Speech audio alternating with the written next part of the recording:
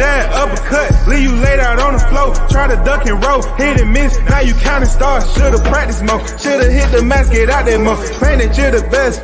You gotta show me, son. Actions over words, baby boy. Is you real or what? Talking way too much, world come. Back sports, talking way too much, world come. Back sports, talking way too much, world come. Back sports.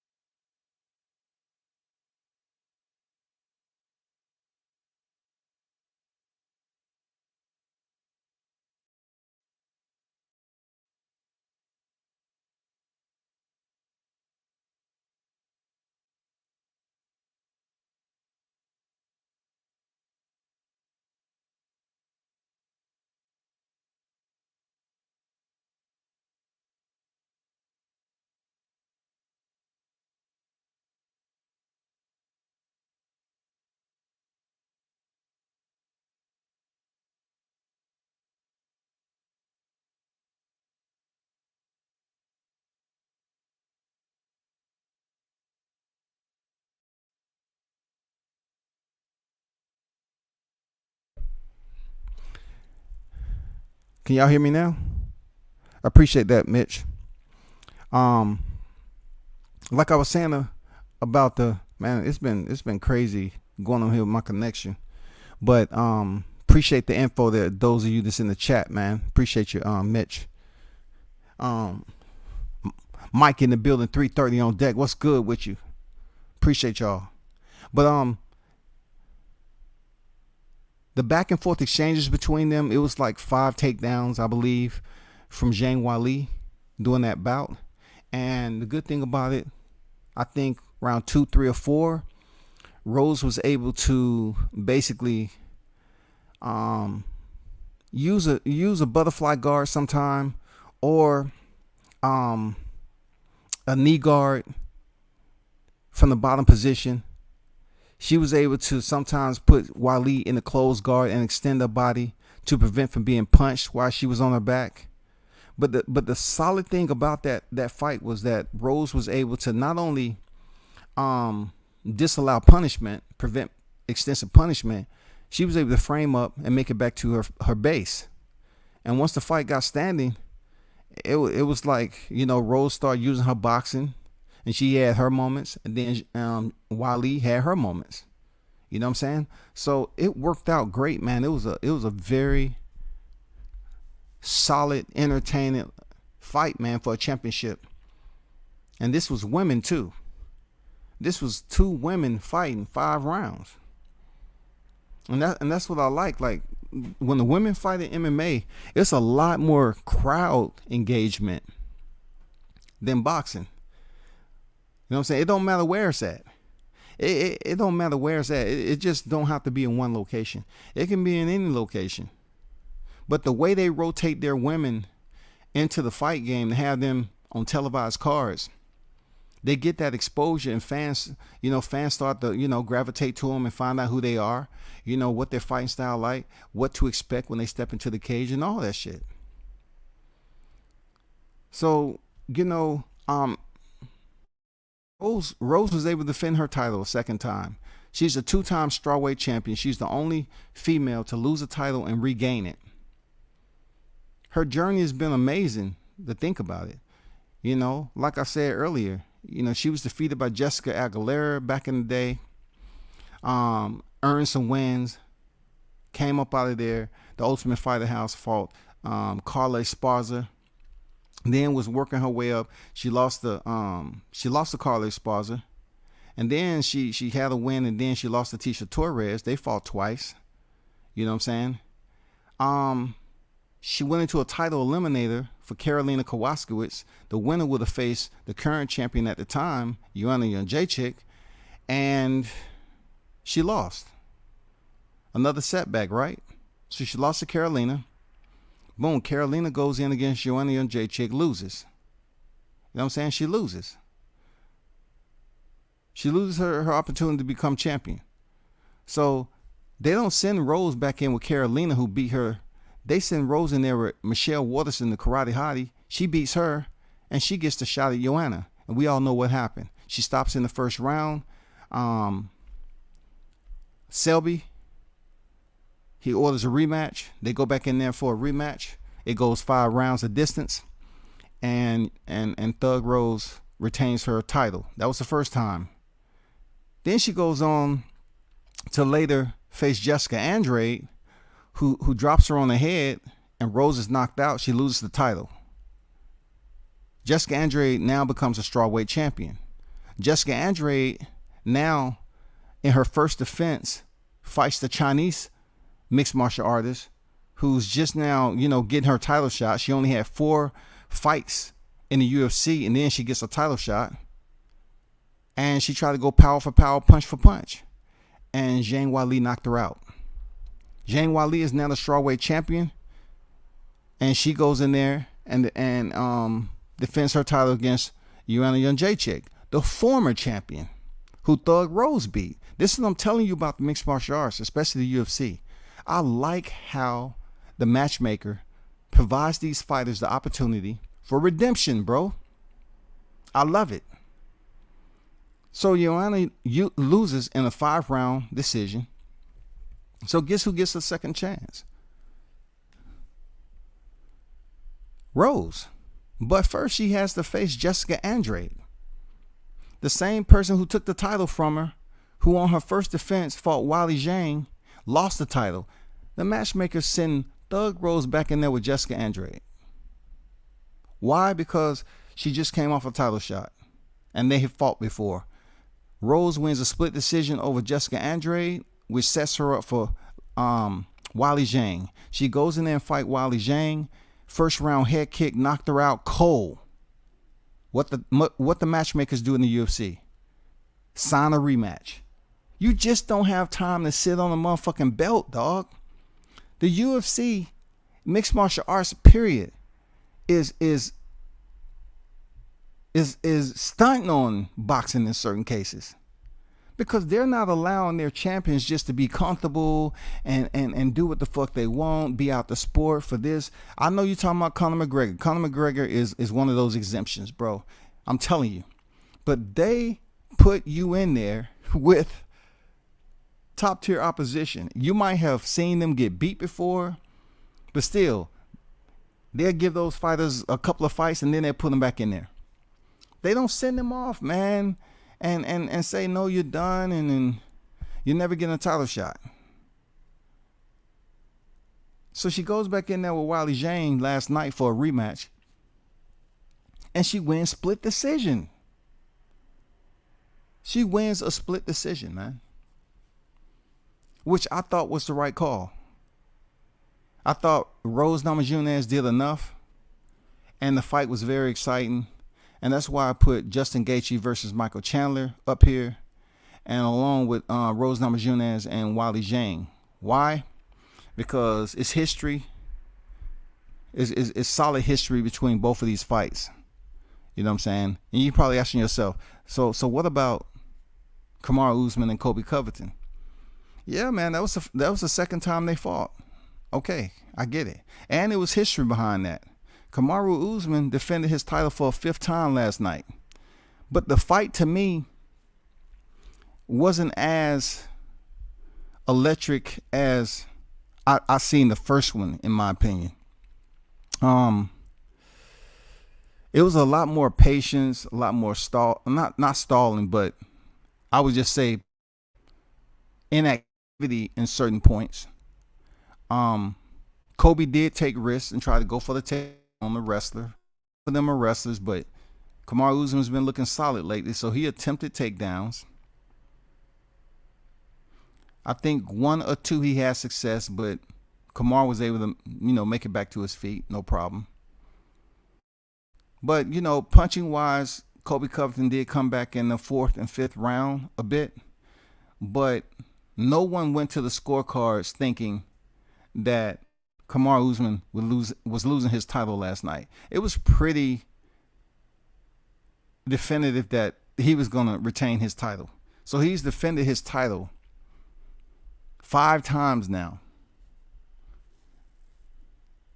I just want to help you understand something, right? I'm not saying you don't know, but I just want to help you understand something. At one point in time, Kamaru Usman was booed. You know what I'm saying? Nobody wanted to see Usman fight. He was boring as shit. He was a wrestler. And, no one wanted to see him fight. Like, they wasn't looking for him. But now, you know how they say money changed somebody when they start acting brand new? Shit. Something must have happened with them Africans over there in the UFC. Something started to happen. Something was in the water, because they started winning. Kamaru started winning, started improving. And he made his impact on the welterweight division when he defeated Tyron Woodley. He comes off Tyron Woodley, he fight Colby Covington. Boom, stops him, break his jaw. He ended up fighting, what's his name, man? Damn. Not Gilbert Burns. Gilbert Burns got caught COVID. He fought Jorge Masvidal, last minute replacement. Even though Jorge Masvidal has double-digit losses, the way the mixed martial arts look at it, it doesn't matter. It's all about the name. It's all about the work you put in. They still cheer Jorge Masvidal, right? So he goes the distance with Jorge. Jorge loses. This is the Jorge who's coming off momentum from knocking out Ben Askren some fights ago. So he beats him. He gets his former stablemate, Gilbert Burns, multi-time ADCC BJJ world champion. He had Usman hurt early. He couldn't finish it. Usman comes back and stops him in the third. Look, that's what the fuck they want to see. Like, that's what the MMA fans are looking for. They say, oh, shit, this motherfucker is rocking. They don't care what the record is like that. They just want to see the action, the performance, man. That's what they want to see. So you got Colby Covington, Jorge Masvidal, and Gilbert Burns, all three defenses, right? So he goes back in there. After Jorge came off that fight, he said, imagine what I do with a full camp. So Usman said, okay, cool. These are two people that didn't like each other. The only person that Usman has defended his title against, that he had respect for, in my opinion, was his former stablemate, Gilbert Burns. He didn't like Colby Covington, and they definitely didn't like Jorge Masvidal. You know what I'm saying? So Masvidal comes back in there on a rematch, people, and he gets knocked out with one of the cleanest straight right punches that you will see, man, that put Masvidal to sleep while he was standing up. And then on top of it, savage. Kamaru Usman goes in and does the exact same thing that Masvidal did with a knocked out Ben Askren. He punches him when he's knocked the fuck out. You know what they asked Jorge Masvidal in the post presser? Why did you hit him while he was already out? Oh, it was super necessary. So when Usman came over there and did the same thing to Masvidal, who was sleeping, they asked him the same thing. He said it was super necessary. But the point is, he's fighting the tough guys, right? So he goes in here, and finally Colby Covington gets his rematch. He's fought two of the main guys that had beef history with him, Jorge Masvidal and Colby Covington. Goes in there with Colby Covington. The fight was much more strict for both fighters, but they still went at it. I mean, Usman was trying to knock Colby out, and Colby was trying to knock Usman out. I rank Colby Covington in welterweight division. I rank him fairly high. I do not rank outside the top three. Even though he lost to Usman, I don't rank him outside the top three. He can fight. Colby can fight. It's just Usman, he had the better performance. You know, post presser, Colby said he thought he won 3-2. I don't think so. I thought Usman won it. Facts. Period. So now, you know, Colby's talking about fighting a common opponent of Kamaru, who Kamaru beat twice. And that is Jorge Masvidal. We'll see if Dana White make that fight happen. I'm pretty sure Masvidal don't like it out. So he's going to take the fight.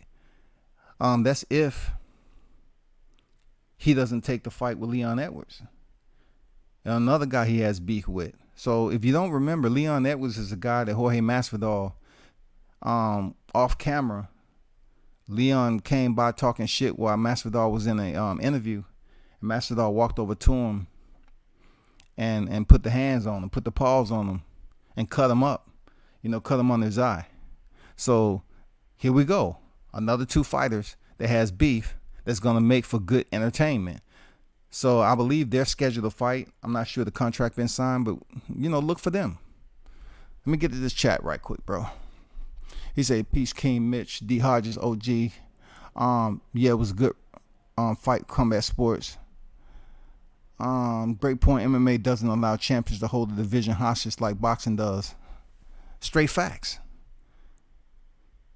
I love covering Combat Sports.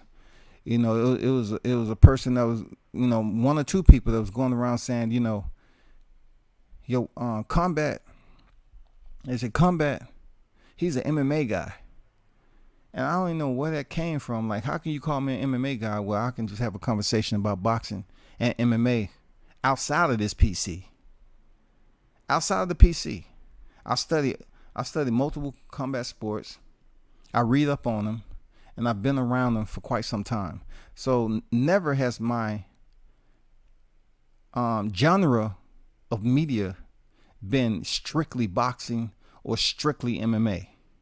It's always been a multiple facet of whatever I can digest and learn of these combat sports. And right now, mixed martial arts and boxing are two of the premier combat sports to get airtime. You know what I'm saying? But I mean, I'll talk, on camera with anybody who want to talk. You usually find someone who, like I ran into a guy at Top Rank Boxing Card who was there covering boxing, but he talks mostly MMA on his channel. So I was having a conversation with him about boxing. He barely knows anything about boxing. But what I did find out is that he knows mostly about Hispanic fighters. And he was primarily there to kind of communicate with Xander Zayas. I said, okay, I can see that divide. You know what I'm saying? I can see that divide. But he don't know too much about the sport itself. That's usually what you get. But just a PSA, I'm not an MMA guy. I would talk just like MMA and just like MMA to BJJ. The most cloudiest one as far as overall terminology and the proper verbiage to use and what I'm looking at and how to explain it would be BJJ. I'm not totally naive to what I'm watching, but I watch it to see what can happen next and what is going on, what the top position should be able to do, what the bottom position should be able to do, what the fighters are actually trying to do to one another as far as positioning or submissions or whatever, and trapping, whatever the case may be. So I just wanted to make that clear, man, because I did hear, some people talking about that I was just strictly MMA, and that's not even the case, man. But back to the UFC.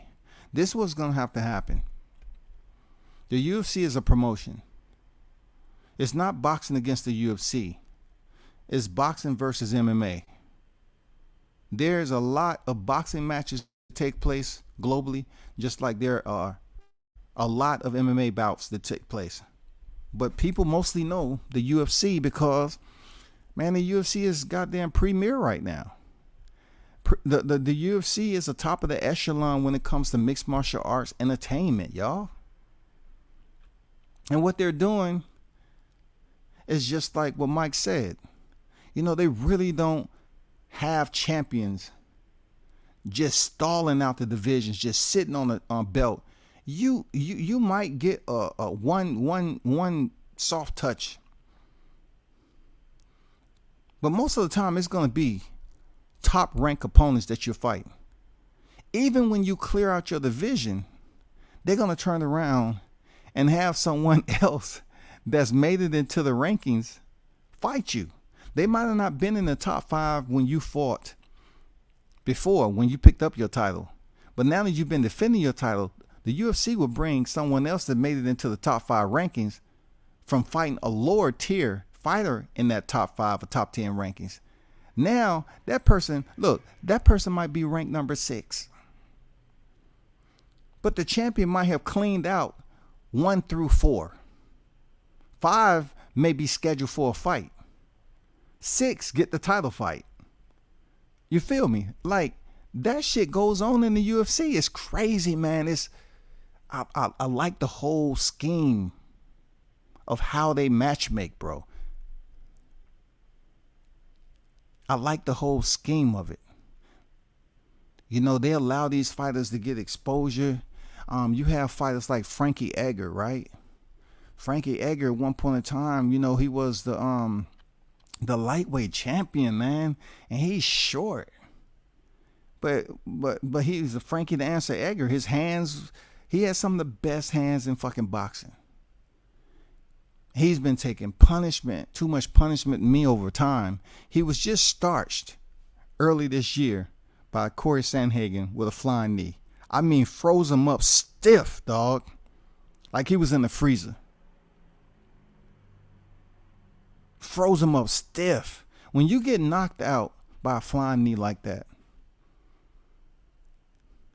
I would think the jolt that goes through your body and your brain, the damage never really recovers. You know what I'm saying? It never heals itself. But you pass medicals, whatever those medicals are, and you take some time off. Now, I'm comparing this to boxing now. I've been in some situations where boxers will get knocked out. They're not even freaking knocked out to the point where they're unconscious. They knocked out and they recover and they get back up. I've seen in certain states they will suspend that boxer for 3 months. They will suspend a boxer for 3 months. 3 fucking months, man. 4 months. Some commissions will do that shit. Meanwhile, what is that boxer doing? You know what I'm saying? That's just incredible. The amount of damage that these mixed martial artists take. And of course, they have to heal up and everything. And, you know, I'm pretty sure they have doctors and nurses, physicians able to perform surgery, put the stitches in, and somehow, some way get treatment for those cuts to heal up quickly. But we're back to Frankie Edgar, him getting starched by Corey Sandhagen, and then to see him fight last night, and he was doing fairly decent, and he was in there against Vera, and Vera is an up and coming rising name, you know what I'm saying? And in the third round, he stopped Frankie Edgar with an uppercut. No. With a front kick, with a teep. He sent the front kick straight up the middle, which is a teep. The same one that was used from Anderson Silva to Vitor Belfort. And I would say Randy Couture was knocked out with a kick like that. I'm not sure who delivered it. I don't know if it was John Jones or whatever, but even I believe Dan Henderson possibly. But it's just a front kick straight up to the chin, and he landed that motherfucker and dropped Frankie, and the referee jumped in and said no, because the referee knows that Frankie took damage. Frankie gets up and he's mad.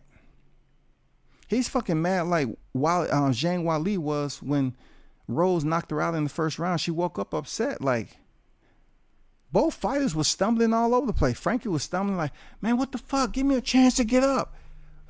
But when you get dropped like that and your head hits the motherfucking canvas and your hands are not defending the downward impact of your body, you're not able to brace yourself, you're not even do shit. The referee, in most cases, in MMA, will stop the fight. Frankie Edgar head hit the canvas, his arms was limped. When they stopped the fight, he got up and he was protesting. And he was stumbling while he was protesting.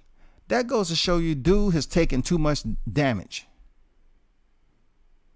But once again, they say that mixed martial artists take less permanent damage than boxing. Do you want to know why? Because they say the gloves, the size of the gloves that boxing has, impacts their brain at a much more higher velocity or impact, because the glove is only to protect the hand. So in boxing, you're able to generate more force in certain areas that in mixed martial arts, you might break your hand, you know what I'm saying, or whatever. But having a big 8 to 10 ounce glove on, hitting a fighter, yeah, it does damage. Either way, both sports are damaging, but it was said that, you know, MMA takes less damage, less permanent damage than boxers. So I'm not a scientist, I'm not a doctor, I'm not giving you anything conclusive. I'm just going off what I read off a source. So don't get mad at me, man. Let me get to these comments, man. Logic on deck, man. What's good with you? I didn't see you over here yesterday. I could have sworn you was going to be a guy that was over here talking that MMA shit, man. But it's all good. You here now? Um, MMA has UFC. MMA has UFC as ultimate promotion, where the best go. Boxing has promotions coming in between fights we want. Boxing has promotions coming in between fights we want.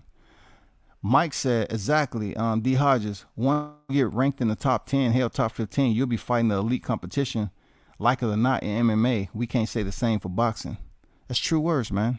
You're gonna fight the top competition because, even though I these pound for pound lists or these rankings, these top 10, they can be sketchy sometimes. But I see consistency in mixed martial arts for real, because you look at the fights. If you follow the sport, if you look at the fights and you get familiar with the names, you will know who that fighter has fought and who the fighter he beat fought, or you'll understand how the ladder work, how they start to move these fighters up the ranking ladder, and you'll say, okay, so and so's right where they need to be. The only goofy part right now that tells me some of these individuals get personal is that, like I said before, when I go over the pound for pound list of the UFC, the only champion, this is the first time I ever seen this shit. The only time I've seen a champion not on the pound for pound list is Aljamain Sterling. And that is because how he won the title. Now, what the fuck does the people who basically derive this list, they get together and they talk about who's supposed to be on the pound for pound, right? How are they supposed to sit up here and have some type of way, feel some type of way emotionally about how Jermaine won the belt if Petrie Yan delivered the illegal knee? How are you mad? How are you not putting this man on the pound for pound list because of the way he received his belt? His opponent was DQ'd from an illegal knee. It's not the first time. Shit. But good point there, D Hodges.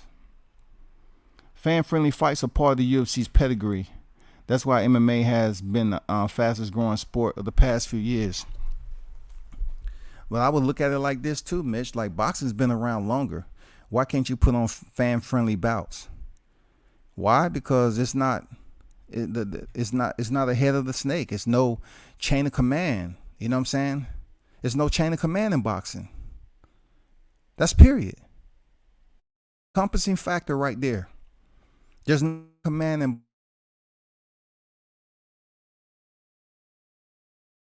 which can make decisions. All the sanctioning bodies think separately, independently, not as a group. There's no single commission in boxing that's over the sanctioning bodies. There's nothing over the sanctioning bodies to do what they do. So you have this promotion put on the fight over here, that promotion, this, that, and the other. Well, guess what? I mean, you have structures out here in other combat sports that proves that you can successfully put on shows under a single promotion with limited titles in that promotion. Boxing doesn't feel that way. Boxing feels that, it's all about the money grab. It's all about injecting titles everywhere. It's all about, linking up certain fighters. They put politics into it too much. And that's a big problem, bro. Perfect example. Oscar Valdez claimed he calling out, Shakur Stevenson. I mean, I'm saying responding to Shakur Stevenson's call out, but yet and still other language is cross-threading a Navarrete fight. It makes no sense. Like, Shakur is obviously a champion at the junior lightweight division, but now it's cross-thread to bring up a guy at 26 to possibly fight the guy at 130 who haven't had a fight at 130. Anyway, I think less rounds and more flash knockdowns than 12-round punishment. Well, I always tell people this, their logic, when it comes to the UFC. You say less rounds. Think about this. Think about how difficult it is to sustain vigilant, offensive, defensive strategy and to be able to move around for 5 freaking minutes in a cage that big. Furthermore, let's do the math. Let's just say a 10-round fight. Let's take it down to 8. Let's go to 8. It's 3 minutes per round, a total of 24 minutes, right? That's 8 rounds, a total of 24 minutes. Think about mixed martial arts. They fight 3 rounds, 5 minutes apiece. What is that? That's 15 minutes. You give them 5 rounds, what is it? That's 25 minutes. It's less rounds than 8, but still it's more time for you to compete in one single setting. That's tough. You're in there for 5 minutes per round. So the maximum rounds in mixed martial arts is 5. It's 5. That's a total of 25 minutes. When it comes to boxing, let's just say it's 10. What is that? 30. So you go from 25 minutes with less rounds, and then you go 10 rounds, 3 minutes apiece, and that's 30 minutes. That's only 5 more minutes, right? So you take 5 more minutes on to 25 minutes with more rounds. Is it really that more? Is it really that more draining? Like, seriously, you got 5 minutes to fight. That's tough as shit, dog. And then 10 rounds, add 5 minutes to that. Then, a break in between.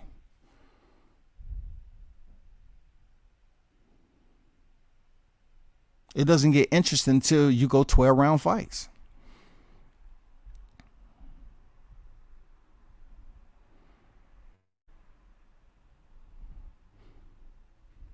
Then those champs who haven't fought anyone make the excuse that this person has fought anyone as a ready-made excuse to avoid fighting real champions.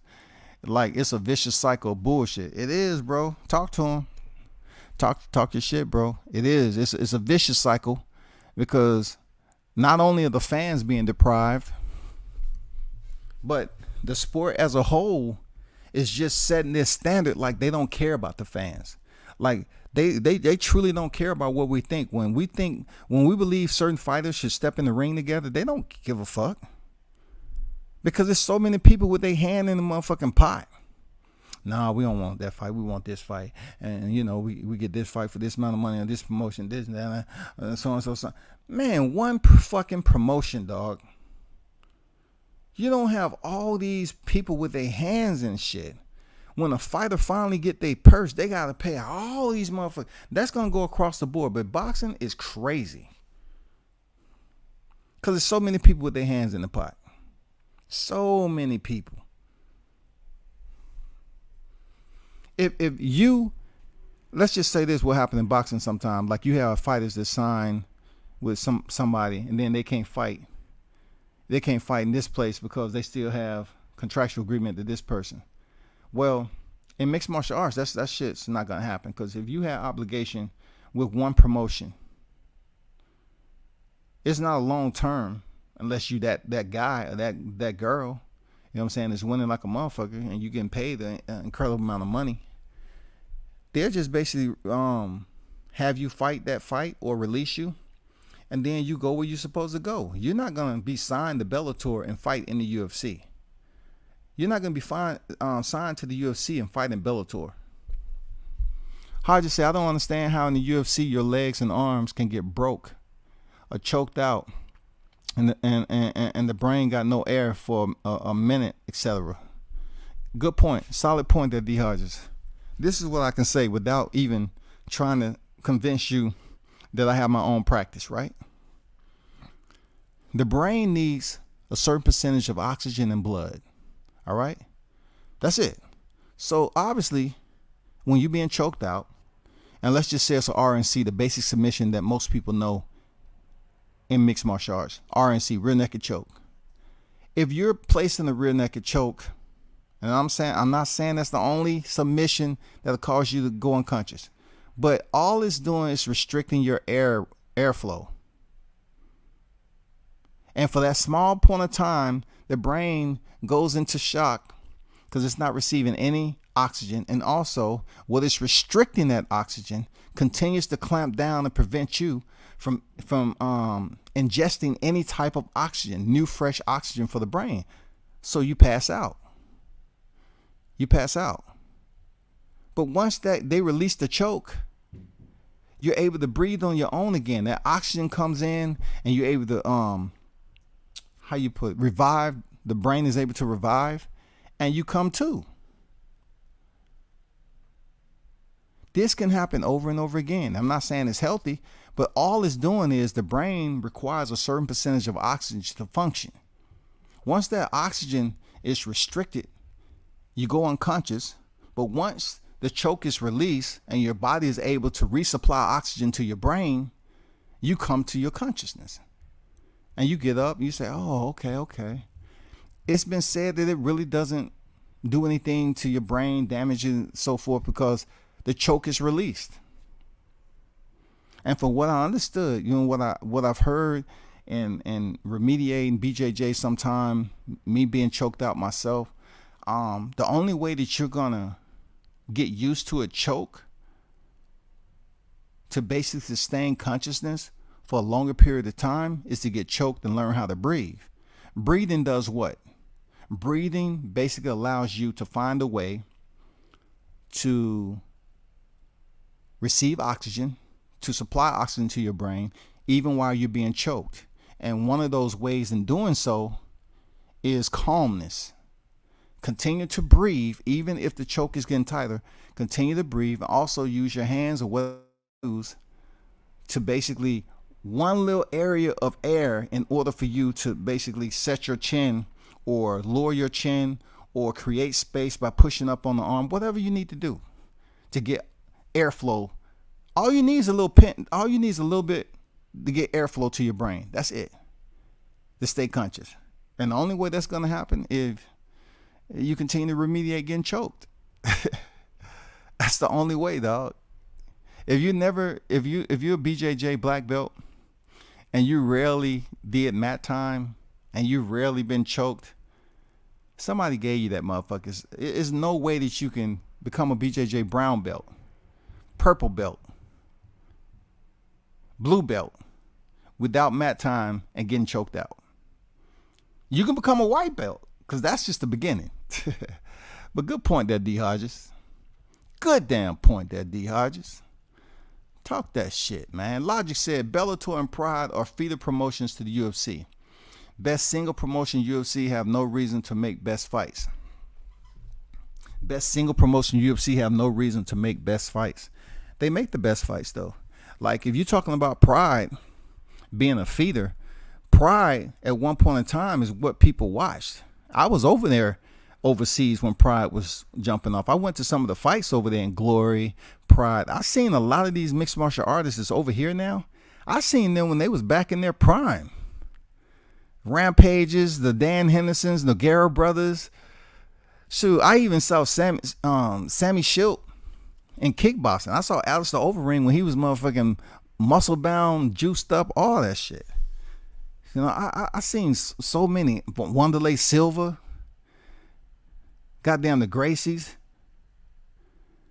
I mean, when the UFC came on deck, they wanted to monopolize. They wanted to take over. So who did they go for? They went to some of them neighboring organizations that's out there, those foreign organizations, and they became a partner, or they shut them down, whatever the case. I don't know the business aspect. You know what I'm saying? Bellator, you say feeder, people still consider Bellator, right, as being a second tier organization when it comes to mixed martial arts. But man, I got to give it to Bellator. Some of the fighters that used to be over here in the UFC that was released and went to Bellator, they had blossoming careers, man. And not every fighter in Bellator is from the UFC. Some fighters never fought in the UFC that was in Bellator. And you rarely see a transition that Bellator fighters come over here automatically to the UFC. You rarely see that shit. It don't happen all the time, bro. D-Hodge, UFC got to worry about knees and elbows, slam legs. True words, man. That's mixed martial arts in general. Look, check this out. Who knows? If I was to talk about it besides you, who knows about that? Who knows about it? It's easy for people to come over here and type stuff in there, and then I drop the link and tell them to tell me about this particular fighter, and they might not even know anything about it. They'll come here and put these names in here of these fighters that's not even in the top 5 yet. Not even in the top 5 yet. But just because you typing stuff in here, because you know I know my shit, it's hilarious. You ain't the first one to do it. For real. You're not the first one to do it, real talk. But check this out. I'm going to show y'all something right quick. Let me show you something right quick. Let me show you something. Let me show you what I'm talking about.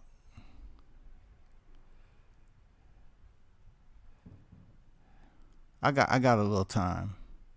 I have a little time for real. Hold on.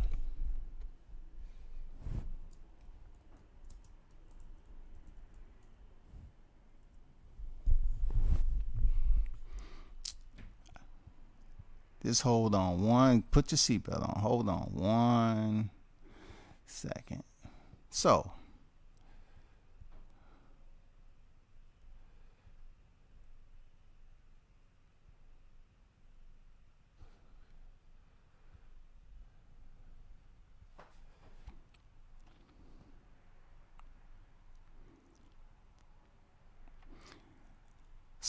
I'm gonna make a perfect example with individuals coming over here thinking that it's okay to talk about certain individuals don't have no shine. So you said Sarukian, if that's his name, he's ranked at the bottom of the top 15.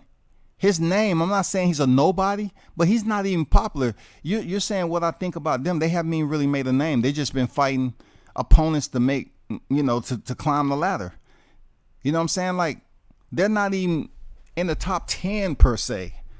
They haven't even had any big fights. That might be your favorite fighter, but why ask me about him and they're the food chain? Like, no one on here is going to gravitate to that for discussion. I'm not saying they're not worthy. I'm just saying when it comes to media, we talk about individuals that's been in recent fights. They fought pretty decent names and they're making a name, just like in boxing. I'm not going to fight it. I'm not going to talk heavy on a fighter that really haven't fought anyone. Their record is still in the building phases. You know what I'm saying? And people are like, who is that? Oh, it's just a fighter out of Philly. It's a fighter out of Atlanta. But what gym he train out of? Oh, he over there so and so. I mean, people don't know him. He might be a professional, but no one knows them. That's all I'm saying, bro.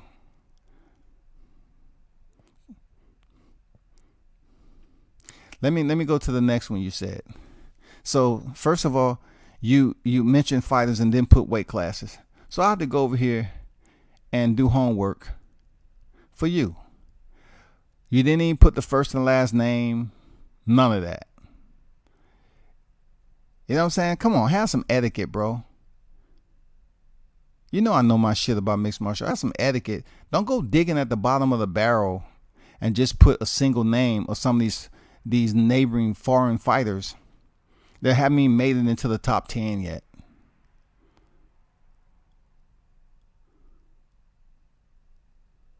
No, man. See, you putting some names in there that they haven't even climbed the ladder yet, bro. This person hasn't fought anyone, is what I meant to say.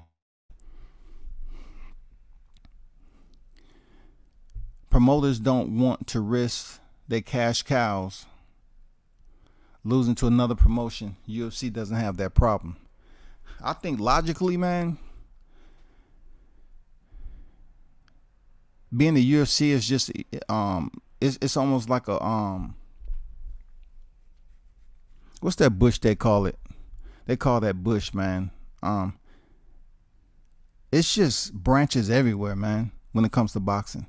It's just branches everywhere. Like, look, boxing, it's not even pruned from the base. Like, they doesn't even chop off the small branches to make it look nice and the decor, make the decor look nice, man, when it comes to the landscape. No, it's just branches that's starting off at the base all the way up. It's a big ass motherfucking tree. And you don't even know where the shit is bearing fruit from.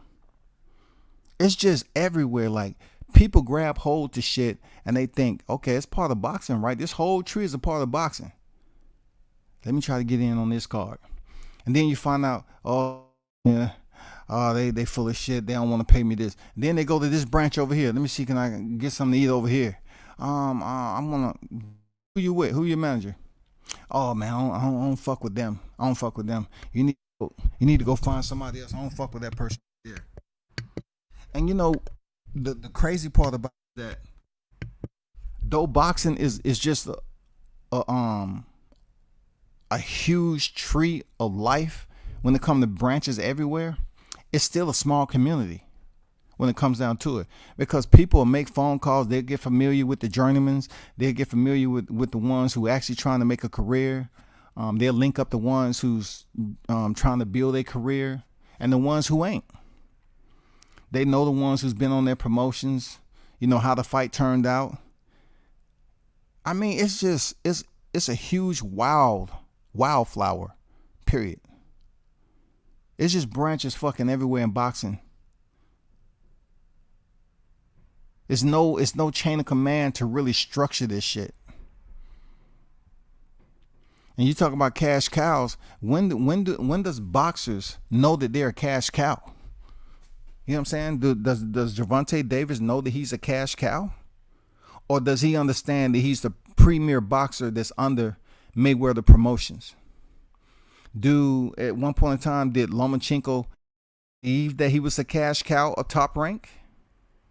Or his name alone and, you know, what he was getting? Because he wasn't doing PPV numbers. Lomachenko wasn't doing PPV numbers now. That wasn't it. His resume wasn't all that. But people was calling him, oh, Lomachenko is the cash cow. How do we know that shit? Many of us can say Canelo. Canelo might be the cash cow of where he at. He became a free agent out of a contract that we looked at and said, God damn, you know, that's a lot of fucking money, 360 some million, right? And then he got up out of there because Golden Boy was fucking off. And it is what it is. He's making his money elsewhere. Good on him. Only complaint I have with the UFC is the pay.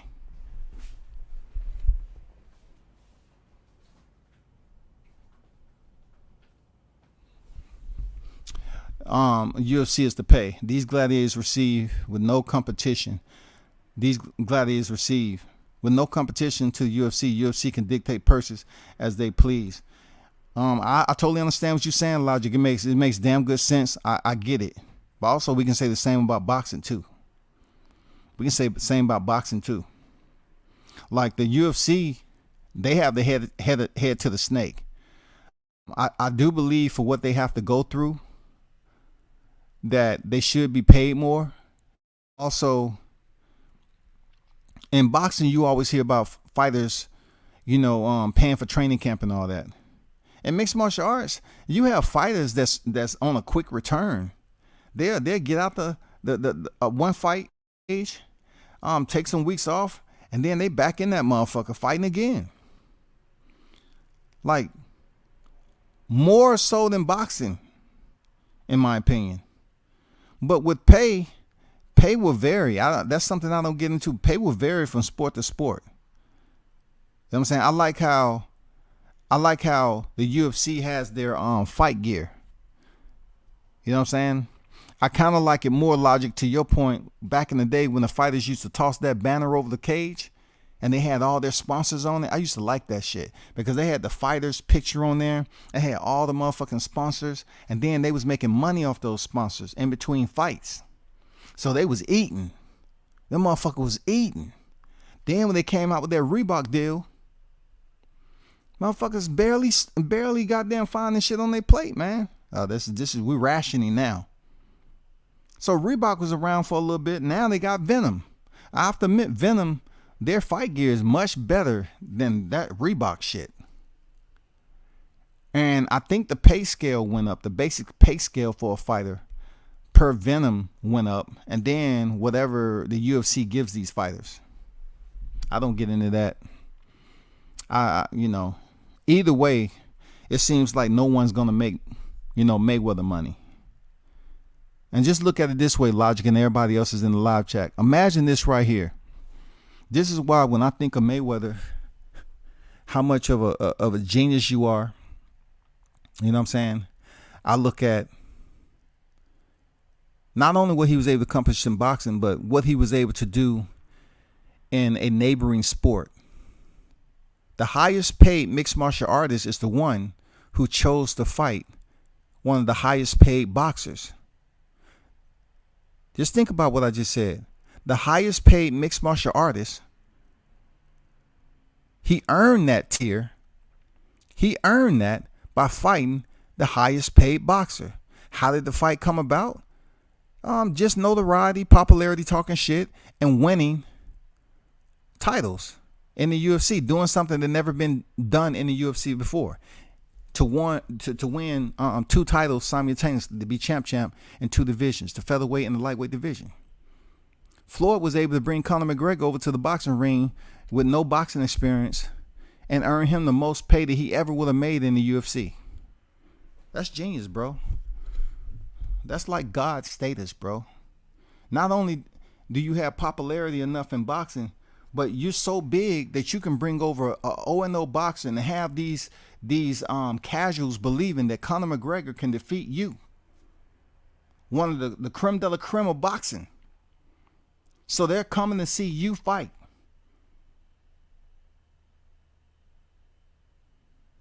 People sitting around, I mean, we're talking about star-studded.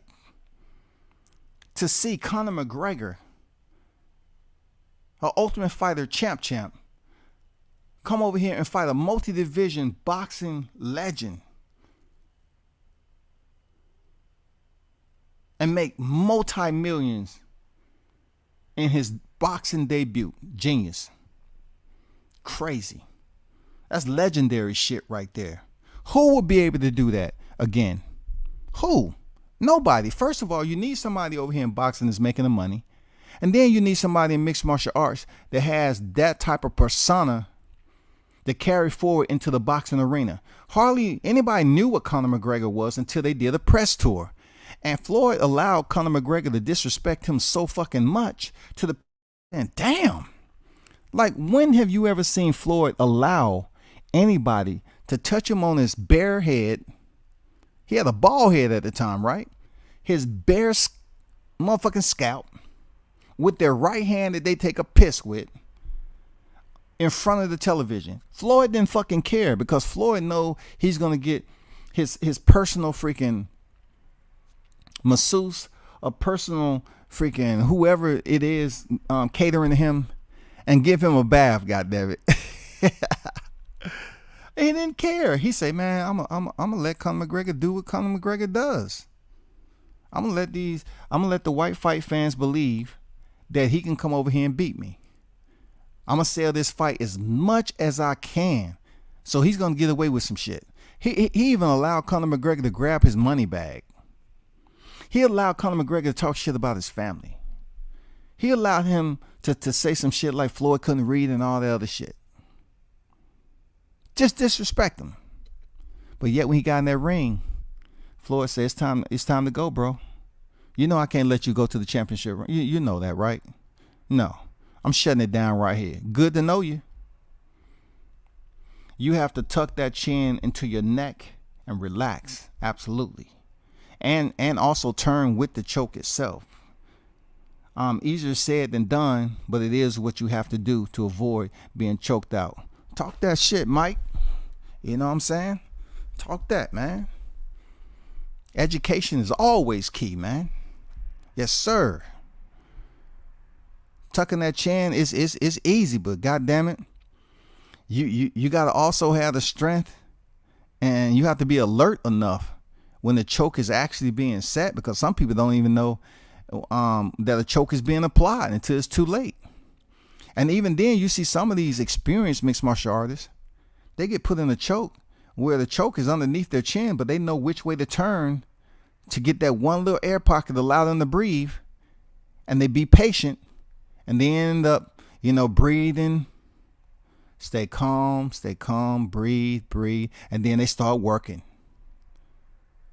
Whether they work in the hands, they start working and get out of it. UFC is like WWE, they own all of them. I can't deny that. I can't even freaking deny. Like I said, I don't get too much in the money aspect of it. Somebody gotta get paid something. It's the American way at D Hodges. For real. I remember early UFC cards were tournament style, pretty grueling. I think low blows were allowed at the time. Horace Gracie put Gracie name on the map. Okay, you're absolutely right. Their logic. Back in the day, it was no weight classes. You know what I'm saying? Tournament base. And if you lost, it wasn't no bye, none of that. You lost, it was elimination, and the winner moved on. The only time your opponent may be able to transition to the next is according to how much damage you took. Real talk. It's according to how much damage you took. And then they'll see how long you was in the damn cage. And then at one point in time, in certain organizations, the first half of the fight was 10 minutes. Can you imagine being in there 10 minutes straight? But back to what you were saying about tournament base. A part of the Gracies were responsible for putting that tournament together. You know what I'm saying? Old school style. They was part of it. So when you saw Horace Gracie come in there and as the only competitor with a gi, there was a reason for that, because they had worked so extensively on BJJ, but yet it haven't hit mainstream yet. So the only fighter ever to wear that gi when they had that initial tournament style was Horace Gracie. You know what I'm saying? And he was choking motherfuckers out with it. And people's like, oh shit, what the fuck they doing? What's this? What's that? It didn't matter how big you were. They pretty much understood where they wanted to go, and that was to the ground. On the ground, it limits your mobility. It limits a lot of your striking than you would have on the feet. So, shout out to the Gracies for being smart enough to be a part of that era, which basically made them famous. They wouldn't have became famous like that with the gi unless Horace Gracie won. And he took, being all small and coming over here with submissions and shit like that, you take punishment. The punishment chemo dealt to him was crazy. Shamrock, it was cool, bro. But good shit there, Logic. Good shit, bro. It was in the early years. And just to mention your fact, too, about low blows. Do you know groin strikes back then was legal? That shit was legal. Do you know headbutts was legal? Opponent can be on top of you and headbutt the shit out of you in your nose and then your forehead. That shit was legal. The only thing that wasn't legal is like turn opponent out the cage, bro. Facts. That shit was wild. It was dirty. That's why a lot of those fighters that competed back then when there weren't no rules. We're not even talking about before it hit the television.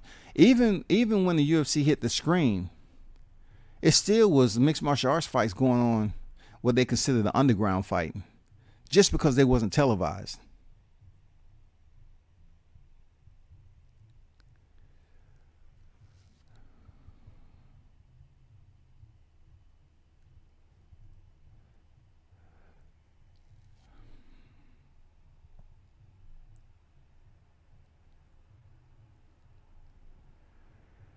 Let me see. So far, the PBC is 0-2 in big fights. All the fighters have been stopped in the late rounds. Crawford versus Porter is next. Well, I'm not really going for promotion for promotion. It is what it is. You know, we can say the same thing for the zone. You know, we can say the same thing about whenever Golden Boy steps in there. Oh, we have criticism about every promotion when it comes down to it. You know what I'm saying? Unless it's in house. You know what I'm saying? Sometimes you got to burn that.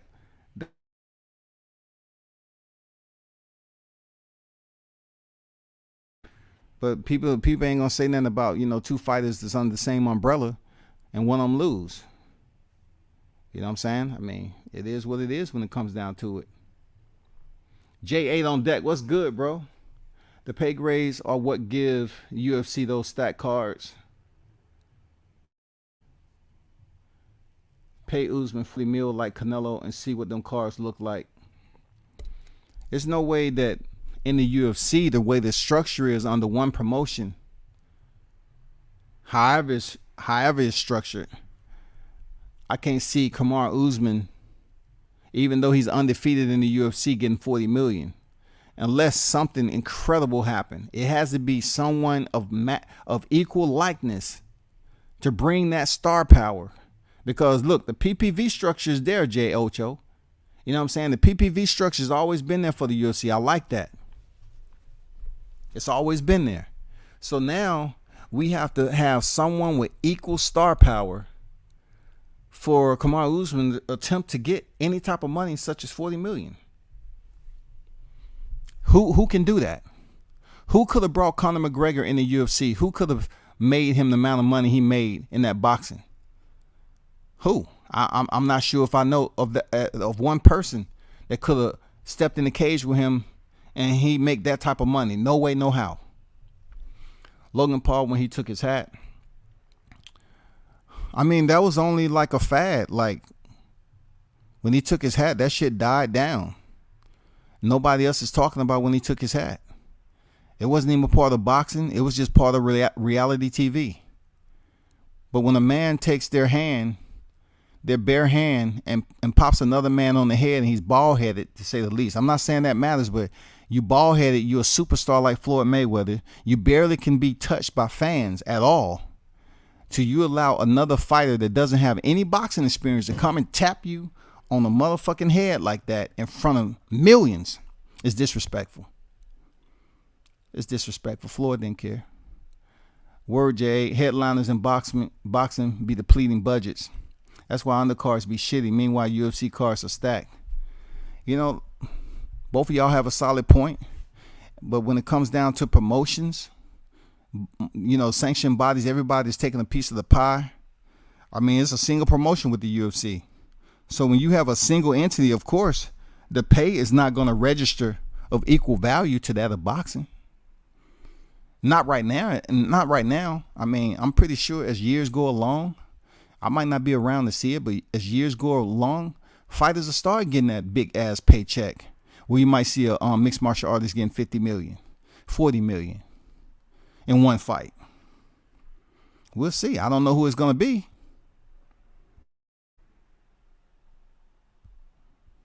Canelo's sick ass made sure his interpreter mentioned that Plant apologized to him. Not for the drug cheat shit, though. You know, fighters have their own mentality going in there for real. They say it take a lot of energy to hold grudges, but you know, sometimes when people don't speak to you, that doesn't mean they have a grudge against you.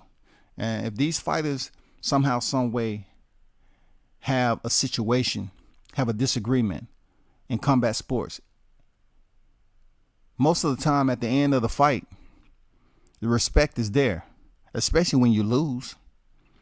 You know, not everybody, but some fighters will be like, so-and-so beat me fair and square. I apologize. Just like Kamaru Usman, Kobe Covington, they had a meeting in the cage. They shook hands. Boom. In the post presser, Kobe Covington goes up there and says, you know what? I don't like that guy. I hate that guy, man. He's a cheater. He was doing this to me in the cage. He was holding my gloves. He was doing this. But he shook his hand in the cage, though. And then he got outside the cage making excuses. You know what I'm saying? So if Caleb Plant apologized to Canelo, then so be it, man. I don't put too much thought into apology like that. Like, Canelo Alvarez ain't no damn angel. And for him to sit up here and speak English and then act like, oh, he motherfucker, and like he never heard that word before. Yes, you have spoken that word before, son. So it's no different than Caleb. You just took the opportunity to build up the fight and disrespect the man. You know what I'm saying?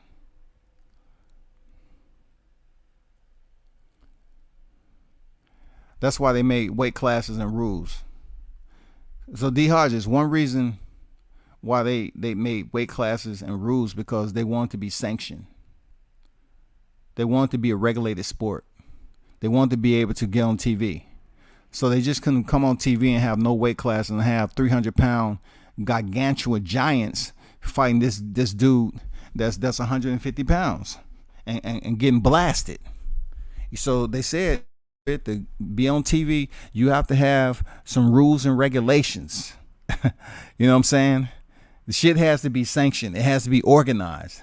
So then it forces you, D Hodges, the organization, to come up with equipment.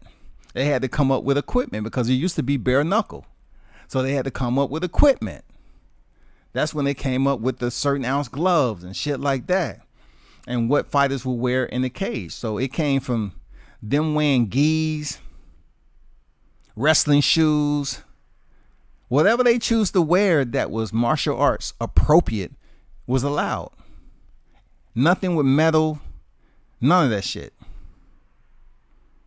That's another reason why I like Muhammad Ali and the match that he had with Antonio Ioki, because Antonio Ioki had inlets on his boots and he was kicking Ali with them that caused him to have blood clots in his leg. Who do you know that's going to be in a boxing ring with boxing gloves like Ali with an opponent that is allowed to kick? Anyway, not to get off subject, just one of those moments.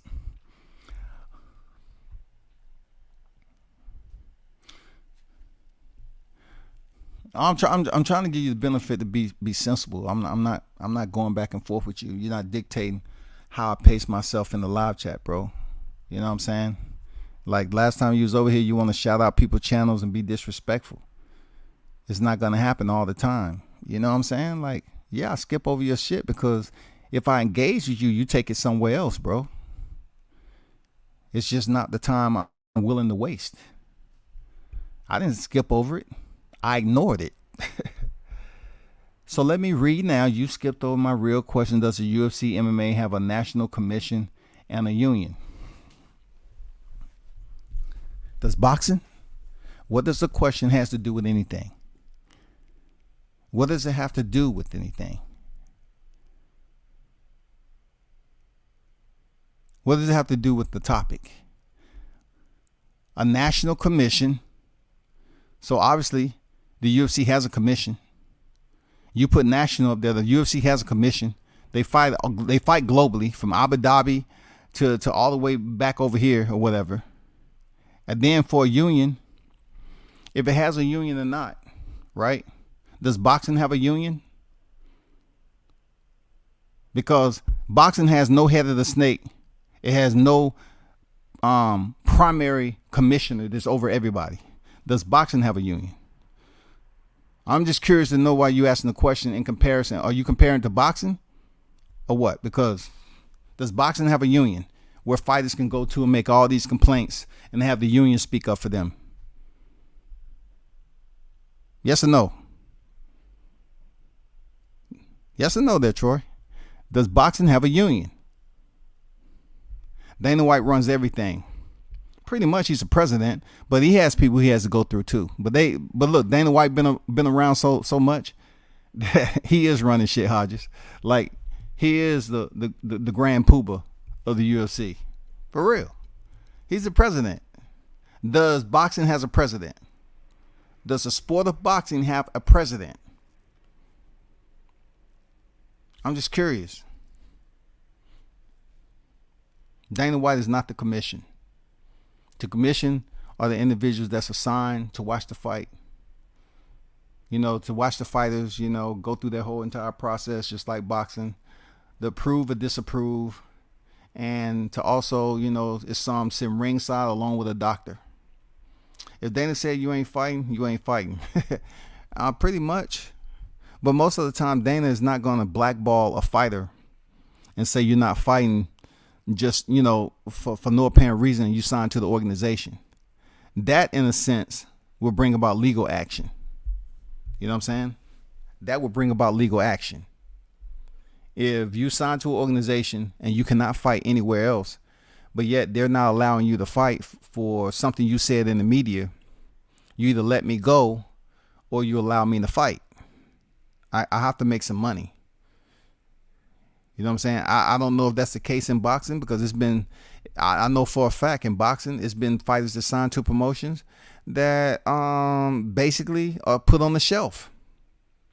Seriously, that's put on the shelf. It's some right now that was on the shelf. I know a boxer was put on the shelf just for not showing up. He got pulled over on his way because, it's not like boxing has these buses that come pick you up and shit. Fighter got pulled over for something and he wasn't able to make the fight, and he was on the phone with the promoter, and the promoter suspended, put him on suspension with a fine, all because he didn't make it to the fight and he got pulled over, who he was riding with, and they didn't make it. Put him on the shelf, dog. Dana White on some Vince McMahon shit. Hey, be on what you want, man. Let Dana White run the way. Look, the NBA has a commissioner, right, D. Hodges? So what's wrong with Dana White? Dana White doing a damn good job over there, bro. I hope he never structure his belt system like boxing. I hope the secondary title that's a regular title to compete for in mixed martial arts, I hope it never happens, because we get to see fighters fight for the top championship pinnacle for one freaking title to become undisputed with one title, not undisputed unified with 3 or 4 titles. Imagine how that would go in the mixed martial arts, with fighters being injured, fighters having the belt for this long period of time. No. Keep it the way it is. Dana White said they did 9.9 million live gate last night. God damn, shouty. Woo. Boxing does not have a national commission, so I just want to know why you asked the MMA have a commission, mixed martial arts in general. You know what I'm saying? Because they have a single promotion. Internal to that promotion, I'm pretty sure there's either independent legal representation or there might be a union. I haven't heard of the UFC, Bellator, or any of them having this strict union, because at the end of the day, you're in a sport that's thriving without you. So it was some mixed martial artists that was in a lawsuit against the UFC for pay or something, and they was coming out of their pocket. They was getting legal representation to go against the UFC. Randy Couture, a lot of them, they was suing the UFC. That's a huge entity. They have attorneys for days, shouty. Attorneys for days. They can drag that shit out for 5, 6, 7, 8 years.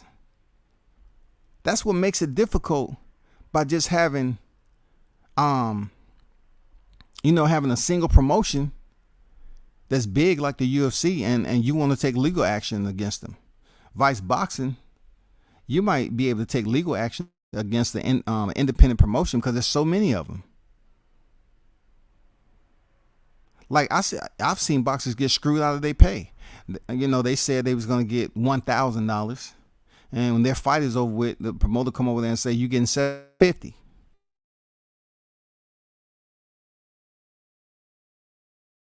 Fighters don't get paid at all, and it was about to be motherfucking Armageddon up in that bitch. It's too many individuals that's able to become promoters. So you get fighters that get screwed over. Their career not the way they want it to be. You might see a fighter 3-0 for the longest period of time, and you asking yourself, why is that fighter undefeated, but they haven't fought in 2 years? Because they on the shelf. The promoter has fined them for whatever reason. The fighter doesn't want to fight. The fighter can't fight nowhere else. That's just the damn grimy game of, combat sports in general. You know, Mauricio Suleiman run boxing. He's damn sure acts like he does. He might run a certain pocket of boxing, but you know he don't run the the WBO, IBF. You know what I'm saying? The WBA act like they're trying to be stepsisters to the WBC. You know, they trying to do the same shit the WBC doing, be screwing people over. Mauricio has power in that area, in his grid. You know, from his pops passed down to him, he has power. He has a governing body that supposedly they vote on shit. But with that, how does that governing body help out the WBC from making decisions, so many fucked up decisions? You know, how does it stop them from giving Franchise Cruz Dezern her belt back when she was in there with the motherfucking him, and she was dirty, she wasn't clean, and they want to act like she had to fight to get her WBC title back? Where was the governing body then when Oscar Valdez popped dirty and they want to raise the levels? What was the governing body then in the WBC when Canelo popped dirty? It's a bunch of bullshit. Who's up there structuring all the Mexican fighters to get franchise belts?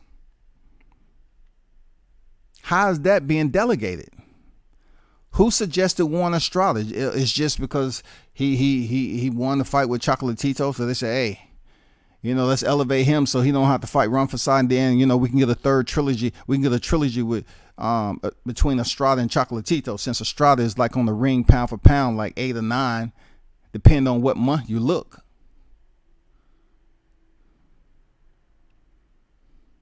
How did Vasily Lomachenko have so much say-so after he picked up the vacant WBC title to say he's not fighting the rest of the year so he don't have to, you know, meet any obligations?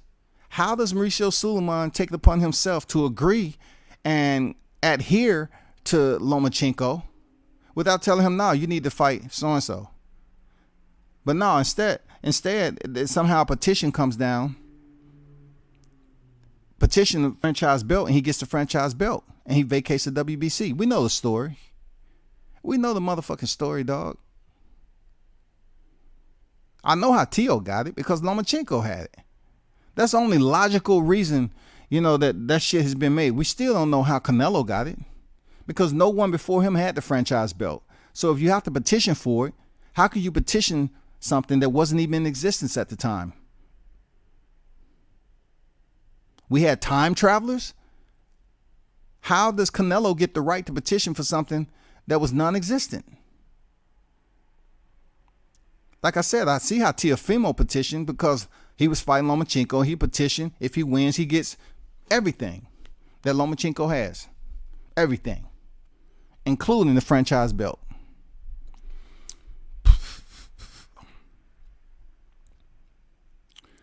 No one individual has the power to control boxing. Canelo knocked respect into Caleb. He said, I ain't mean none of that shit.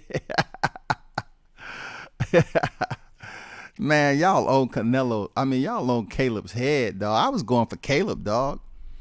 I said, God damn, he boxing good. Oh, shit, clean. Oh, yeah, slick. Defense, yeah, jab. I like it. What's up with the ropes, dog? Get off the ropes, dog. Get out. God damn, what? Your shoe untied? What the fuck? I'm wondering what's going on with Caleb. Like, God damn, shawty. Why are you slowing down so fucking early? Did you not go to Quick Trip and fill up?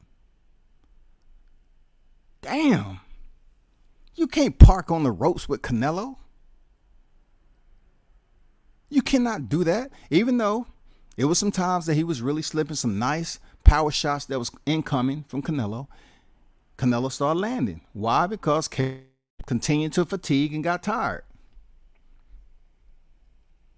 And that shit with him jogging from one turnbuckle to the next, oh my God. I'm not gonna lie, that shit was funny to me, bro. What the fuck am I watching? This dude didn't have enough balance. He had to run it out. Oh my God, dog. Yeah, there's been a political push to elevate Mexican fighters since the early 90s. It's dirty. Just a glance, you see the bias. For sure, bro. I can tell people like this, right? I can tell you why Mexican fighters are getting a certain type of favoritism in boxing. It started at the amateurs, all right? I always say it's certain individuals that go to these amateur fights and really get an understanding of how this boxing works from the I'm talking about ground numeral zero. You get a good feeling of how this boxing shit resonates up to the professional level. Not just getting behind the mic and the screen. There's a lot of Mexican judges in USA boxing. There's a lot of Mexican fighters on the come up in boxing. A lot. There are fighters. There are individuals who only look at the professional level and popular fighters and have no idea why a lot of these Mexican fighters are getting favoritism, and they're pushing some of these Mexican fighters. That's been in the works for a long time. Mexican fighters are drowning out. They're saturating boxing, and it ain't gonna stop anytime soon. There's a lot of young Mexican hitters on their way up. They're fighting in other freaking regions. They're building up their record. But when they show up on the scene, you're like, who that? Hey, who that right there? Who that? Oh, that's so-and-so. He been fighting so-and-so. What's his record? Okay, shit. You get that who that moment, but they've been fighting. They've been fighting. Just like Isaac Pitbull Cruz. He just didn't come on the scene, but people weren't really looking for him. He really got notoriety when he went in there and stopped Diego Magdaleno. But guess what? Teofimo Lopez had already stopped Diego Magdaleno. But the way Isaac Cruz did it, it was nasty. So people's like, who this dude? Who the Pitbull? Okay, I. Now he's really about to get some recognition because he's stepping in there with another monster.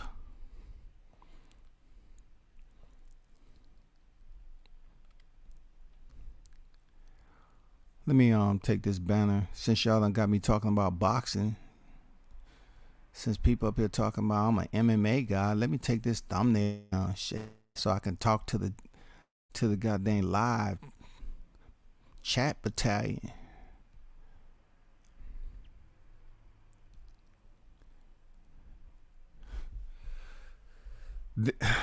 Guy Eclipse, there's no politics involved when it comes to the Mexicans. It's purely numbers driven. They have the numbers. They buy fighters and support their fighters. I would agree they do support their fighters. I can't say they don't support them. They don't support all of them, but that's like any, they support some who are the percent, and the other ones have to continue to work themselves up. So when it comes to Mexican fighters, because of their numbers, special accommodations are made for them. And yes, rules get bent. Part of the business side of boxing and business in general. Well, that's partially correct. All Mexican boxers don't get accommodations. Like if you make it to a certain level and you're talented and you're that rising star that people paying attention to, yeah, of course. Like black fighters, like freaking European fighters or whatever, they get special accommodations. You know what I'm saying? So that's across the board. I'm just saying there's a lot of Mexican fighters that's saturating the sport of boxing coming. The only thing about it, not all of them is the top 3%. Not all of them are the creme de la creme. But, I mean, you make a good point. But I see it from ground zero. I see Mexican fighters get robbed just like I see black fighters get robbed. That's just amateur fighting in general.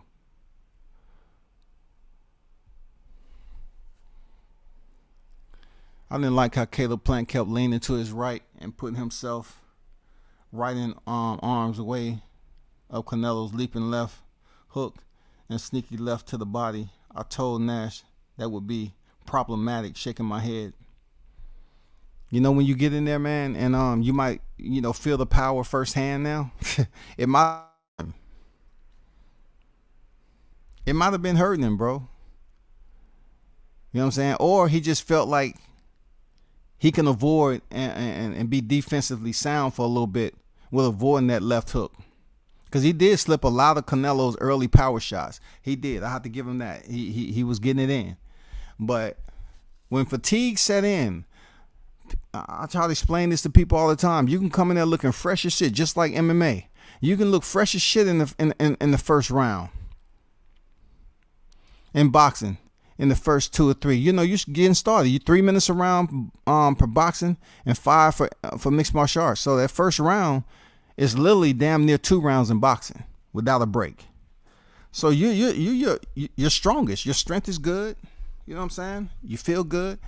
In some fights, you haven't taken that much damage, and you're able to avoid it. But when fatigue sets in, and you start to get broken down, which Canelo had no problem doing to Caleb, shit slows up. Who else was doing that shit? Who else was doing that? Who else was doing that same shit? I know Timothy Bradley did it a lot. Timothy leaned to his left though, I believe. Who else was doing that recently? They kept on leaning all the way to their right. Anyway, I can't remember. And why he take that 8 count? Let me see. Why he ain't take that 8 count after the knockdown? He ain't even try to hold Canelo. I don't know, man. Like when Caleb jogged across the ring, I was like, what am I watching, dog? Like when you see some fighters break down, they gradually break down. On that level. Like Caleb had 21 victories, didn't he? They gradually break down. But when he received his first knockdown, as much experience as he got, that should tell you, okay, take your time. But you're gonna get up like Costa Tszyu and Zab Judah? Like you haven't watched film? Like you haven't seen that shit before? Of fighters, not having mobility's equilibrium yet, and they get up too quick and stumbling all across the ring. You haven't watched enough film for that. You take half of the count, stay on one knee, and then get up. Tyson Fury did the same shit in his last fight. You know what I'm saying? I mean, hey. When Benavidez said Canelo ain't a real Mexican, they turned on him quick. Hey, man, I've seen Mexicans from different areas, whether they was born in Mexico or their parents was born in Mexico and they was born in the States. I've seen all out brawls at clubs while I've seen them at games.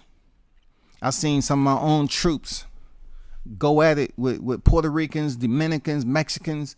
I've seen them fight each other, and I was like, damn. I'm sitting up here worrying about how blacks got it.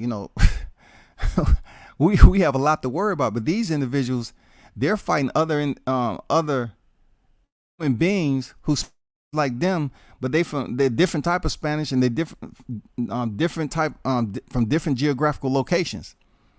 But I've heard it all. They actually taught me and educated me from being from the city. So he speaks Spanish like you, man. Like, come on, what you mad at? Oh, he ain't no real Mexican. I said, what do you mean? Well, he look like me. Asking where he was born.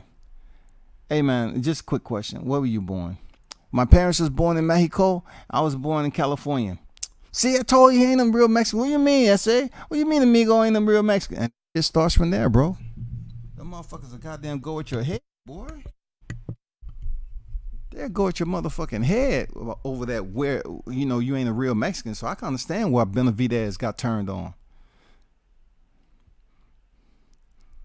Then they try to get at Oscar too. That shit is never going anywhere, bro. What about Ryan Garcia? Where was he born? They did that though, Jade. Canelo did get away with a lot of kidney punches. Yeah, he wanna apologize, Hey, man, I'm not gonna sit up here and make shit up, but it was some shit going on that when you have to think about the animosity they had between each other heading into this scrap, it's gonna be some subliminal shit that they try to make it seem like it was unintentional, but that shit was intentional. When they get that low blow, in that one for the road, motherfucker be like, God damn. Shit. Just like Marcos Madonna. When Floyd had his glove over Madonna's mouth doing that slick shit, Madonna bit into Floyd's glove. And I'm just saying, I heard Floyd scream like a little one. I'm serious. I thought a female was ringside and getting her purse snatched. He's like, he bit me. Marcus Madonna bit his ass. He said, Adrian, your boy, right? The one that was trying to dry hump me and shit. I'm gonna take it out on you because you gave me this fight all because of what I did to AB, right? Okay. Canelo said, I ain't fighting no fucking Charlo. Suleiman was like, okay, here's what we can do. Mitch, let's talk about this, Canelo. When can you come by the office? I just want to make sure I get my wife to set everything up. We're going to have that grade A cheese molded like 30 years. Oh, you're going to love it. You're out of fight camp right now. Come on by the house. We'll leave the door open. Just drive up the what they call them long ass driveways. Drive up the road. And when you get here, just walk in. All right, let's talk about this. Who you want to fight next? It can be anybody besides Abner Yildirim, okay? Canelo doesn't need Charlo. Canelo doesn't need a lot of people right now. He's undisputed at 68. It's not what he need. It's what boxing needs to give to the fans, because now Canelo is definitely a top tier name globally. And people want to see him go in there and fight somebody. And he did not clean out the entire 68-pound division. 168 pounds. He did. He didn't. He need to fight the champion that he never beat. Let's not act like he cleaned out the entire division. He did not. You're going to say, well, there's plenty of people that's just fought this person. I'm talking about the unified champion that walked in there with Caleb Plant. He never fought anyone for the WBC title. It was attached as a package when he fought Callum Smith, but he never had the opportunity to fight David Benavidez because of his own culpability, testing positive, missing all this shit. You know what I'm saying? So I think he should fight David Benavidez, bro. I think he should. Norteños and Salinos is a big rivalry among Mexicans. Yo, man, and that's people I don't even want to get involved with. Believe me, I was in Cali for a minute. I remember one time I was out cruising there, Mike. I went up under a bridge. I was out cruising. It was a beautiful day. I was in a different area. I said, let me go up under here. What is all these cars up here, man? That's like, I like car shows. Even though I was a bike dude, I like cars. So I rolled up there. I'm cruising, and it's all Mexicans. I cruised to there. They looking at me and shit. I made a U-E and came back. I could have sworn they were standing different. Like, them motherfuckers had their hand on their shit. They was even in the street. They was like, they say, hey homie, what you need? I said, nah, I saw all these cars down here, man, and I was just, cruising by. That's all. That's the first time I've been in the area. He said, okay, homie, no problem. And then I pulled the fuck off, and went about my business. But man, there was so many women there. There was so many nice classics. That's Cali style, bro. Anyway, back to the live. That northern Mexico in California, other places in the Southwest and Northwest, Serenos are Mexican from Mexico. Depending on the setting, it's hard to get them to get along. Okay, I got you. Because I'm gonna tell you, man, in California, they are confused. I'm not gonna lie, they absolutely they go to war over this. People lose their lives over there in California because you got the ones who cross the border and come over here. And one thing I can tell you, they thrive in big time because I've seen a teenager who came over there doing yard work with his pops. He had an older brother too. I've seen them come in there and do yards. They was doing my yard. All the way up to when the kid graduated high school and started coming there doing my yard himself with his brother, driving his pop's truck. Now, if that ain't some goddamn pass along and build up your shit and get your own business type, I'm talking about the shit wasn't easy what they was doing, but they knew how to do it. That's why I look at the Mexicans, I'm like, man, salute to them. I've seen this kid when he was, I think he had 4 years left in high school, man. I think he had just gotten to high school. His older brother. And then he had a real young brother that was under 10. Pops was bringing him over there on the weekend to cut, get the shit done. Then, years passed by. I said, damn, his son getting big.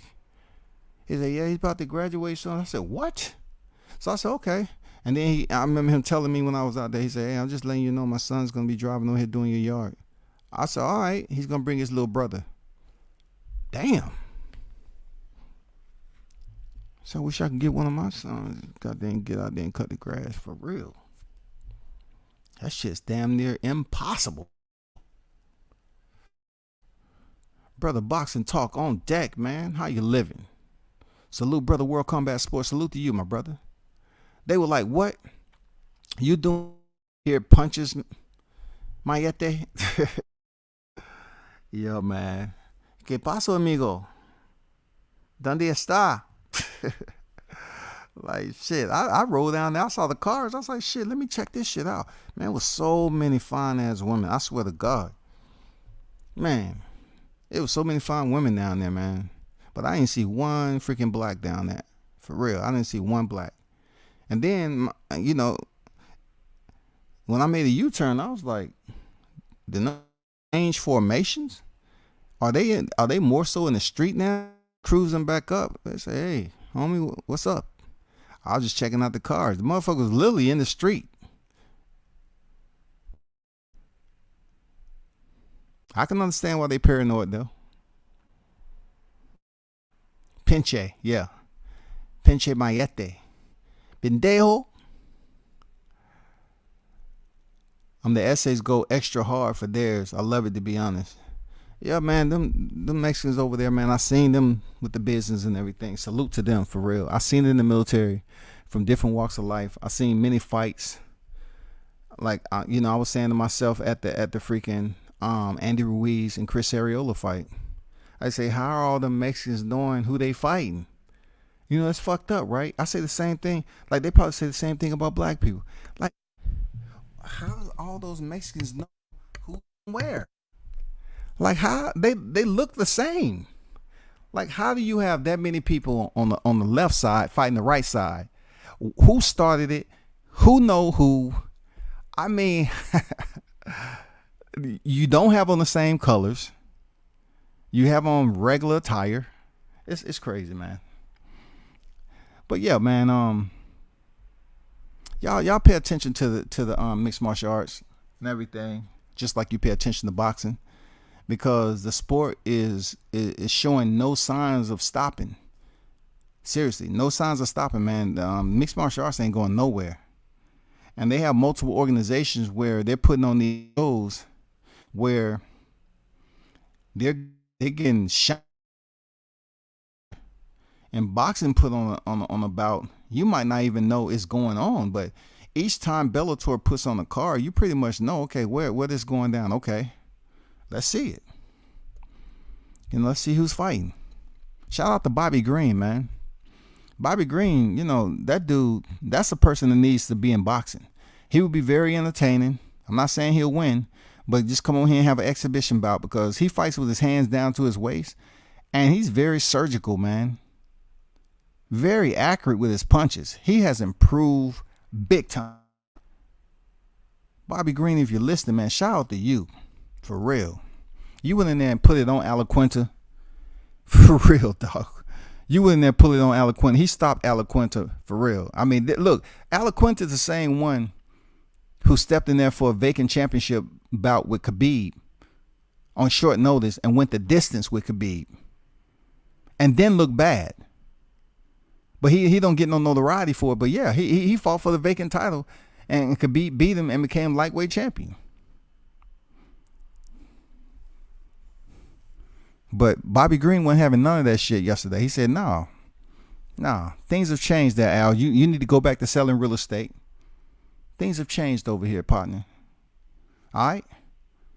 Salute to you, respect. I'm about to beat that ass.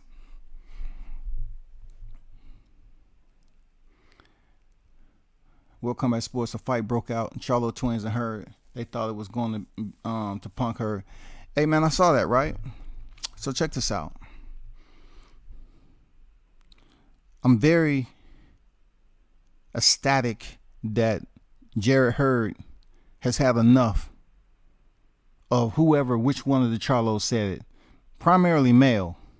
I know for a fact, when I looked at the video, I know the one that was in the background was male. I know the one in front was Maul. I know it was. I can tell. He said he big Charlo. He was the one that was standing up. But who got slapped? It's all male did when he was champion.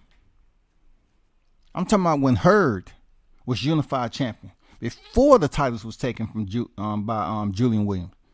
He used to disrespect that man in front of his family and all that shit. And I done ran into Hurd several times, and man, he don't give off that vibe like he all about shit talking and stuff. He don't give you that vibe, bro. So when he slapped the goddamn shit out of damn Charlo, I wish that shit would have been a little bit. Whoever's filming it, they would have been a little bit closer to the proximity, to the scene of the motherfucking slap, so we can goddamn post that shit and do a live on it and say, how you gonna let another man slap you like that and you lions lonely? How you gonna let them get away with that? First of all, Jay came over there looking like he was about to smoke. He had a Scully on that was really a mask. He had green on. I guess that stood for green light. It's on sight. When have you seen Jarrett Hurd coming with a bright green Scully, bright green jeans, like he ain't trying to be seen? So something must have been already out in the air about them Charlos being on deck or whatever the case may be. But for you to push past Maul Charlo shouty and slap Male Charlo, and Male then throw punches back, oh my God. Now there's something wrong with that picture. I'm just saying it's something terribly wrong with all the shit. Don't tell me this now. Don't tell me Brian Castano humbled Charlo again, because the first time he was humbled when Tony Harrison gave him his first loss. Don't tell me Brian Castano beat some toughness out of him now. That's not like a lion. I ain't never seen a motherfucker walk up on the line and slap the shit out of him and then live to tell about it. Motherfucker get devoured on the spot. Charlo twins are too old to be acting like little kids. I agree, man. But you got some old niggas on here that act like little kids. So we really can't put age on it when it comes to this era, because social media allow people to have a much broader lens of exposure than it did when I was growing up. Like, the only exposure you had when I was growing up is the one that people seen in the streets, in school. That's it. No freaking social media. It's the football games, track meets, mall, in the neighborhood, because you had where, every now and then you drove a car, but more when, no phones like that. Wasn't no social media. You had a landline in the house. You call somebody, you call a female's number. It's because you met that female. You got the number. You know who the fuck she is. So you call her up. Her parents might answer the phone. Hey, I'm so-and-so. Can I speak to someone? Who are you again? What school you go to? All right. Where your parents at? Here go my parents right here. You know, you knew who you was talking to. But now, I know it's a little bit off subject, but it's important. Now, you know who the fuck you talking to. Back then, you know, you see a silhouette in a car and you say, oh shit, shawty fine, for real. But now, hell no. Don't try it. Believe me. Don't try that shit now. Look, it's even if they got a drop top on your ass and they got a damn wig on or whatever shade, don't you dare do it. Cause that shit ain't what it seems no more, bro. For real, people getting exposed all over the place. You can't just turn your head and say, "Shawty, roll down the window. Can I pull over and let me talk to you?" Okay. Huh? That motherfucker need. Okay, where you want to go? Nowhere. I'm out. My name ain't Young Buck, nigga. You think I'm Young Buck? Goddammit. Shit. Man, that shit crazy, dog. Jerry Heard's a cool dude, man, but Charlo tried to start something. Yeah, I'm pretty sure the Charlo brothers was talking shit, whatever. And it is what it is. But man, I've been on here for a minute, man, over 2 hours. But hey, man, y'all continue to hold it down, man. Appreciate y'all pulling up to the spot. Real talk. Y'all turn up and tune in to World Combat Sports. I'm out.